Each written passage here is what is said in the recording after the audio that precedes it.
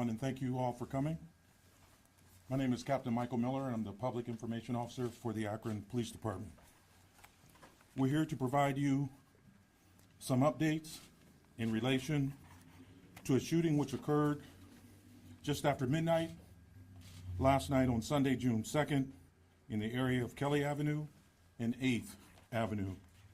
You will be hearing from Akron Police Chief Brian Harding, Acting Fire Chief Stephen Kaut, Akron Mayor Shamus Malik. We will have time for a short Q&A at the end of the press conference. I ask that you please hold your questions until the very end. Thank you, and at this time I'd like to invite Police Chief Brian Harding to the stage.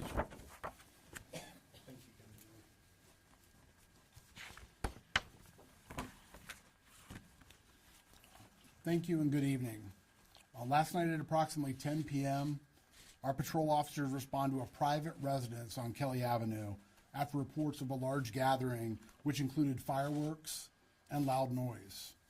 Officers arrived on scene to a large birthday party with over approximately 200 individuals taking over the street. Officers dispatched the crowd and no arrests were made at that time. Between 10 and midnight, people began coming back to the scene and the party resumed. Just after midnight, patrol responded again to the same location on Kelly Avenue after the dispatch center received shots fired calls, as well as multiple gunshot victims arriving at area hospital emergency rooms. Between EMS and self-transports, it was later found that there had been 25 people total who were injured. We initially believed there were 27. That was because there were some duplicates with people going from one hospital and then ultimately going to another. Of the 25 victims, one 27-year-old male has been confirmed deceased. The latest update we have is that of the 25 victims, at least 2 remain in critical condition this evening, in addition to several who have been admitted with injuries and the one individual who sadly passed away. Some victims were treated and released from the hospital, and the victims range in age from 19 to 43, with most of the victims in their 30s. My heart goes out to each of the victims, and my prayers are with the loved ones of the deceased. The scene was littered with spent shell casings, mostly pistol caliber rounds stretching from Kelly Avenue and 8th Avenue all the way to Kelly and 7th. We recovered 2 handguns at the scene. Based on the layout of the spent shell casing, it appears consistent with someone driving by shooting out of a car. We believe that some individuals at the party may have returned fire based on physical evidence at the scene. We do not know if the shooter or the vehicle may have been hit. We have no description of the vehicle to provide at this time. We did recover a DVR system found in the area that was collected and processed. Unfortunately, there was no hard drive, so we were not able to get any footage from that. We continue to search for any additional video or evidence in the area. No arrests have been made yet, and we have no suspect information to provide. We are imploring the community to come forward with anything that you might know regarding this terrible incident. This information can be provided to us in several ways. First, anyone with any information is encouraged to call the Akron Police Department Detective Bureau at 330-375-2490 or 330-375-2TIP, TIP. Citizens may also provide anonymous information in any of the following ways. Summit County Crime Stoppers by calling 330-434-COPS, text TIPSCO with any tips to 274637, or download the Akron Police Department app and you can submit tips on our Tip 411. These are also completely anonymous.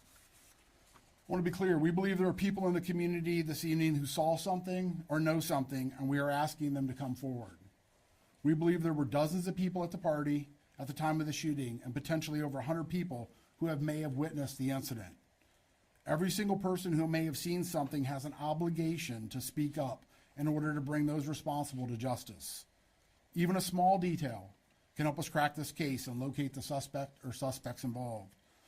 We have concerns about the possibility of retaliation and are taking steps to prevent that, and we need the community's help. I also want to thank the officers and detectives for their immediate and tireless work on this case. I'd also like to recognize the members of the Akron Fire Department who assisted our officers on the scene with transporting victims and helping to treat the wounded. At this time, I'd like to welcome up Acting Chief Stephen Kaut.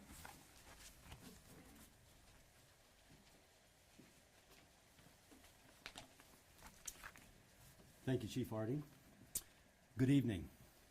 Early this morning, fire department crews responded to assist on the scene of a mass shooting. It's the type of call that you hope never to receive.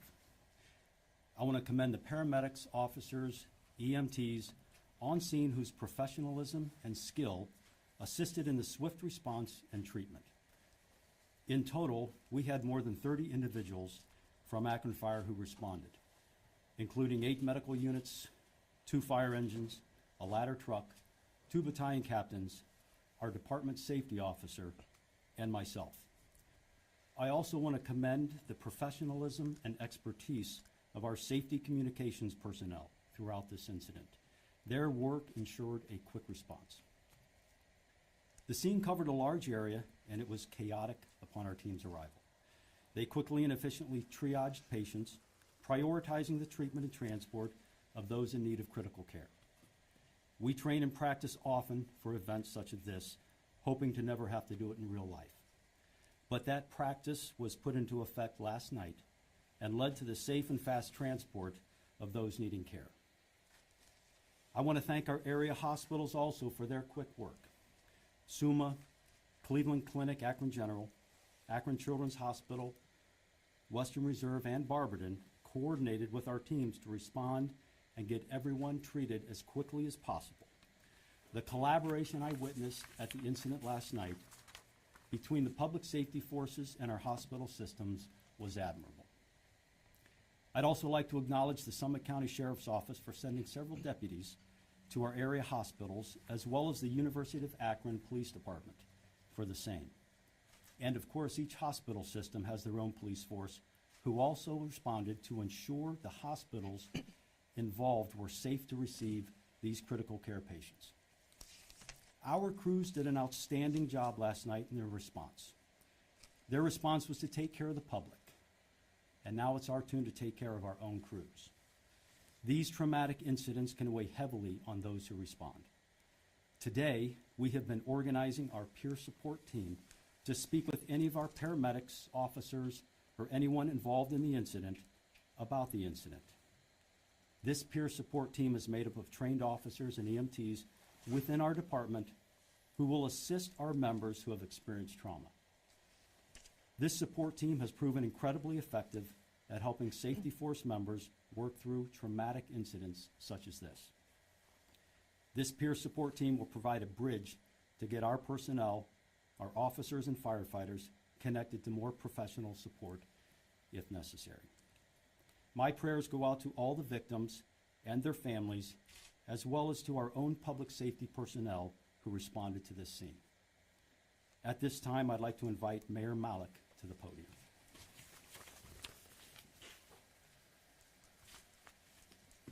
Good evening. I want to start by sharing my condolences with the victim's family and friends. My heart goes out to the young man whose life was senselessly cut short and to everyone who was injured. This was a tragic incident which impacts our entire community. All incidents of gun violence are tragedies, but here the sheer number of victims is shocking and deeply concerning. We can only be thankful that of the 25 individuals who were injured, we did not have more fatalities. I'd like to echo the thanks of Chief Harding and Acting Chief Kaut to all our public safety forces who responded last night, including Akron Fire, Akron Police, as well as our local, state, and federal partners who have offered their support and assistance, including the Summit County Sheriff's Office. Thank you very much, Sheriff. We know that this country has a gun violence epidemic and that this is the latest in a long line of incidents we have seen across the nation. Safety is our administration's highest priority. The City of Akron and our Akron Police Department remain committed to fighting all violence, especially gun violence.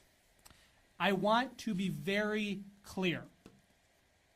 Anyone who was involved in last night's shooting will be held accountable to the fullest extent of the law. If there is any retaliatory violence committed as a result of this shooting, anyone engaging in that will be held accountable to the fullest extent of the law as well. Tonight, we are calling on our community to get involved. There are people out there who know the person or persons involved, and I implore you to speak up. As Chief Harding mentioned, to everyone who was present at the party at the time of the shooting, we need you to speak with police. You have an obligation to speak with police and help us solve this case. As he said, even the smallest detail can help us find the answer to this case. We have to find a solution to further violence. Tonight we are announcing that the Summit County Crime Stoppers have offered a $5,000 reward for any information that leads to the identification, arrest, and successful prosecution of a suspect in this case. Additionally, the U.S. Marshal's Office has offered up to $7,500 towards the same information. That leads to a total reward of $12,500 that's being offered.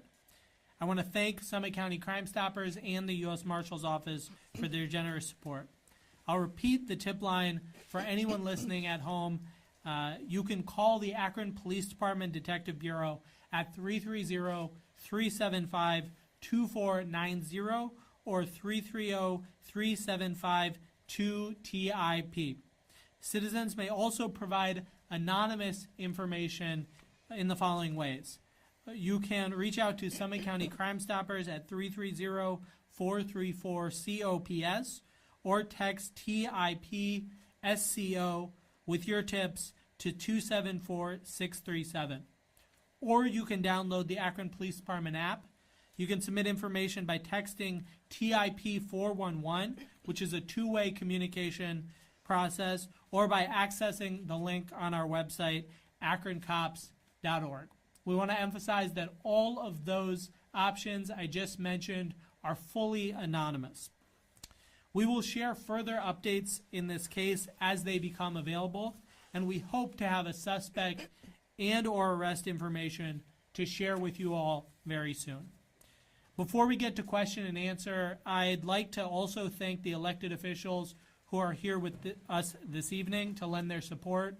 We have Akron City Council Vice President Jeff Fusco, Akron City Council President Pro Tem Brad McKittrick, At-Large Councilwoman Linda Amobian, At-Large Councilman Eric Garrett, and Ward 5 Councilman Johnny Hanna. As I mentioned before, I'd also like to thank you, Sheriff Candy Fothery, for being here and for your office's support. And I want to thank all of the elected officials and other leaders who have reached out to me today to offer their support. And I appreciate everyone, and on behalf of our community, I appreciate the messages of support and encouragement.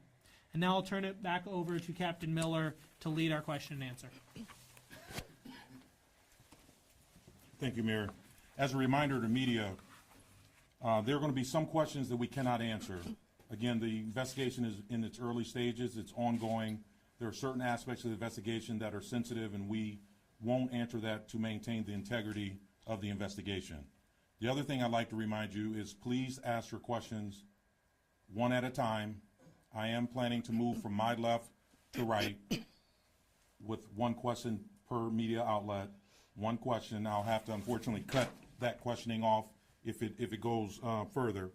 But in order for us to keep track and keep things orderly, that's the best way to go about doing that. The other thing I'll mention is we are live streaming this, so if you would, please speak probably intentionally louder than you normally would when you ask your question, so that it can be picked up in the microphone that we're utilizing to live stream. So with that, I'll open it up to questions, and I'll start on my left-hand side with questions.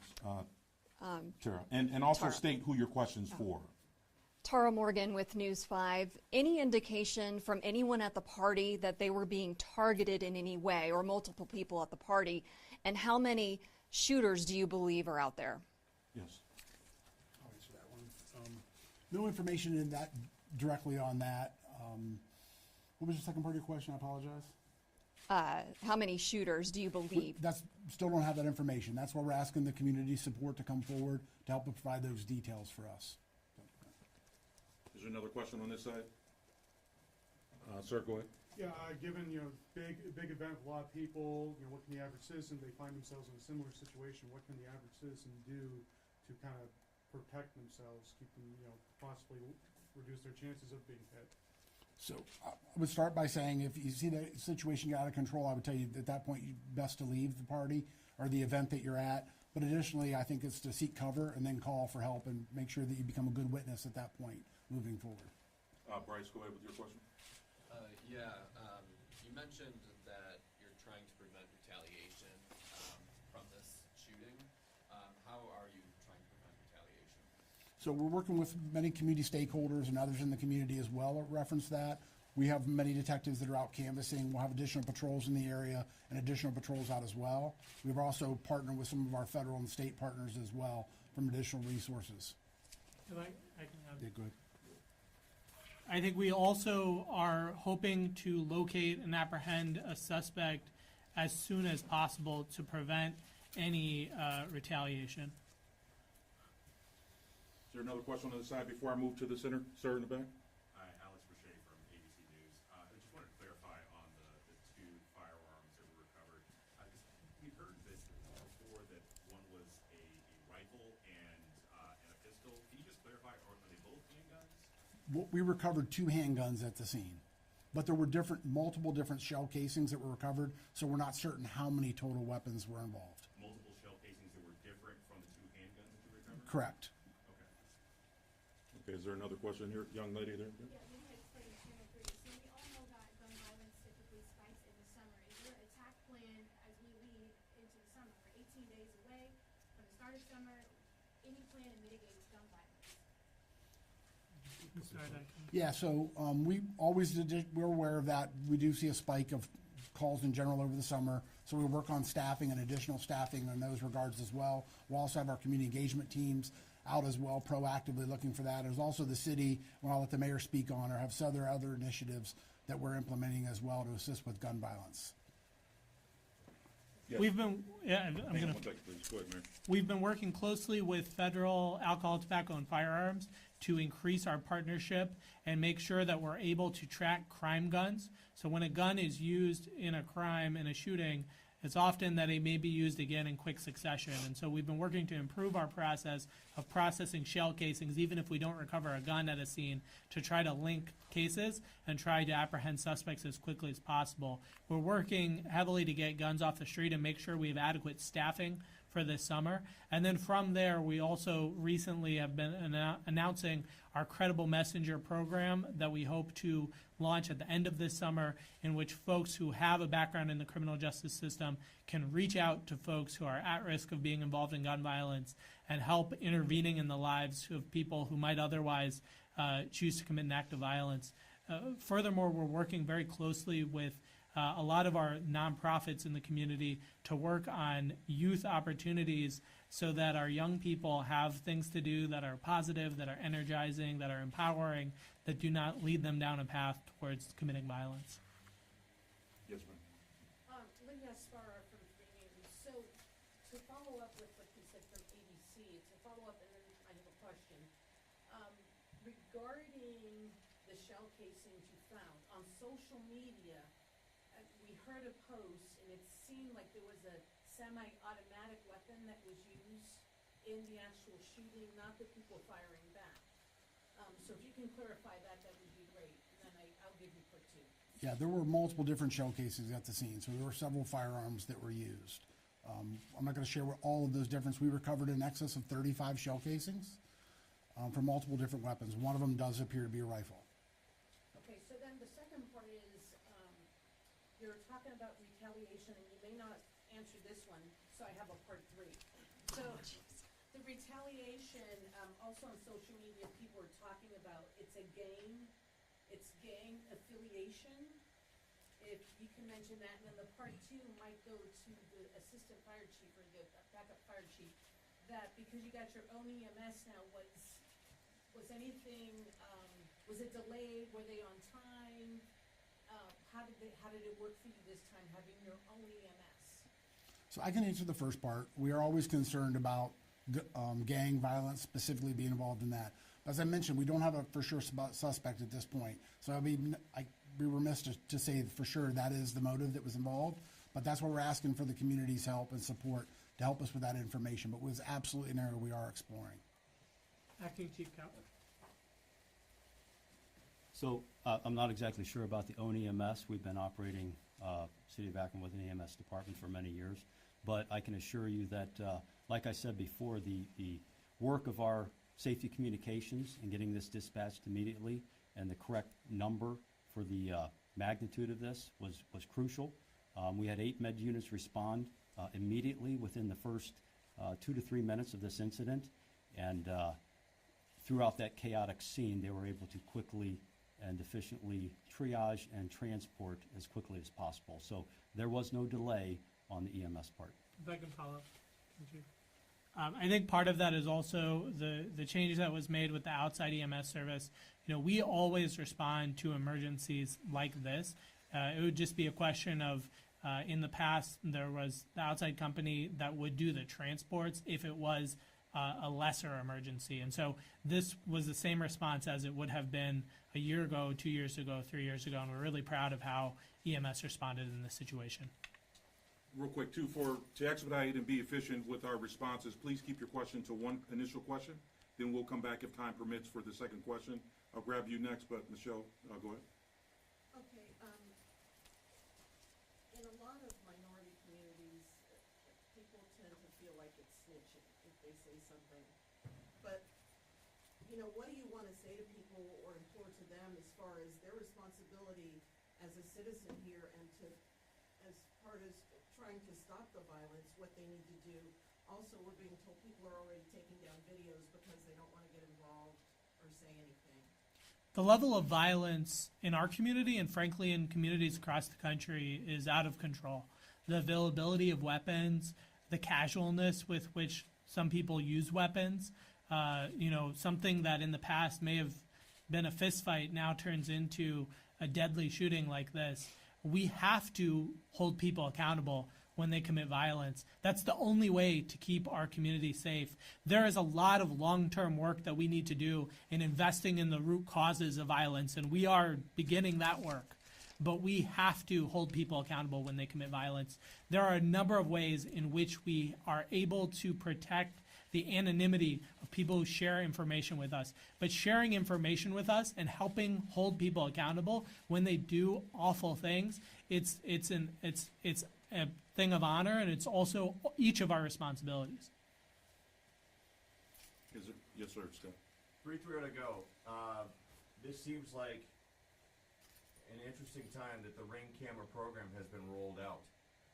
Between the initial main public cameras that are already in place, along with the newly distributed Ring cameras, first of all, are they up and running in this ward, and is there a plan to utilize that system right now in its inaugural opportunity? Yeah, so there are some. We always continue to go out and try to get any cameras we can. Video evidence, including Ring and others, are extremely important for us. We've already started that work. We're getting some, and hopefully we'll get even more and continue to process that. Yes, sir. So it's been almost 19 hours since this happened, potentially more than 100 witnesses. What has the department done to try and find the perpetrator?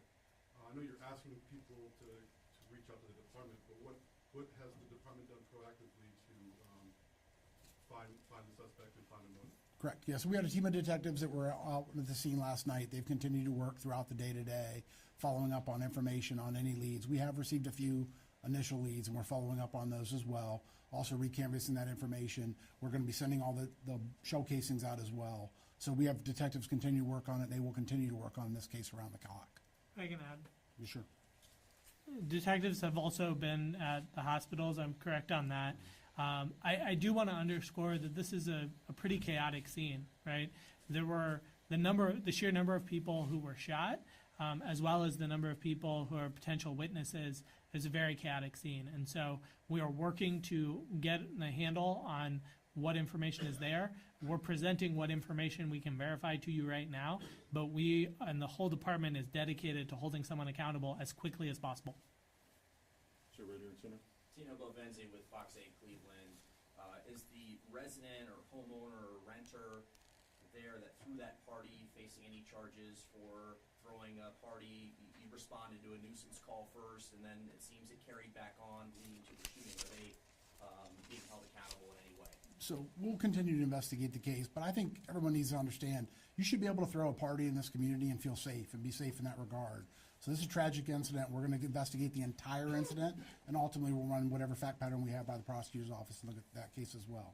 But we think really, like we mentioned before, everyone should have the ability to get together with their loved ones, friends, and family and be safe, and that's what we're working on. Quick follow-up about the 2 guns recovered. Did they come back as stolen or unregistered, or do you have any detail about No that? details about them at this point. Yes. So regarding the first time when your officers were there at 10 o'clock, was there I mean, obviously it was a party, 200 people. Do you feel like they probably shouldn't have left, that they should have stayed? So the crowd did break up. The party did begin to break up at that time. People began to leave, and then I believe they came back after our officers left.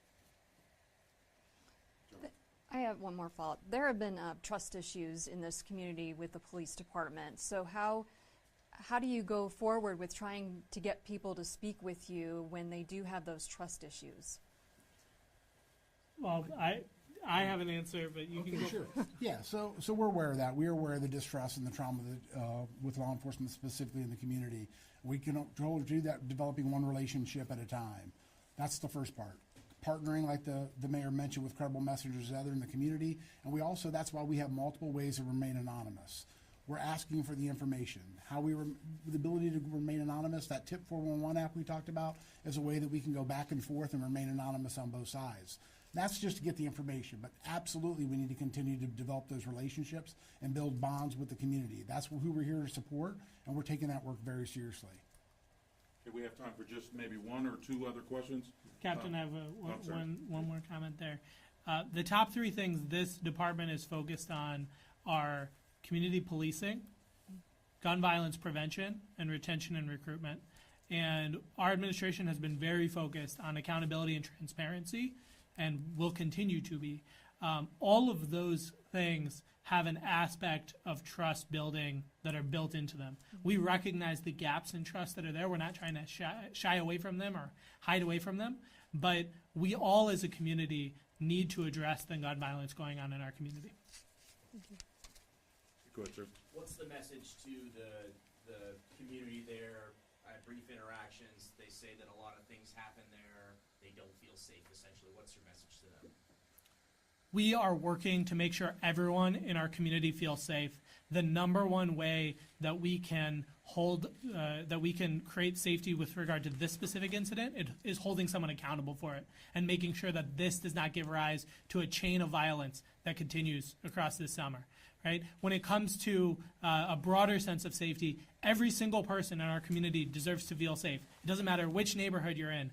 Everyone deserves to feel safe. And so some of the things we're talking about, whether it's really making community policing a centerpiece so people see officers walking the beat and are able to build those relationships, working to make sure we have the staffing that we need across the summer, to make sure we can respond to events at the front end and hopefully prevent events like this. There are so many different aspects of it, and we're not going to fix this overnight, but we are committed to it. We're not hiding from it. We're not shying away from it. I was out there this morning at the scene. Our police department is working to address this as aggressively as we can. Okay, last question, sir.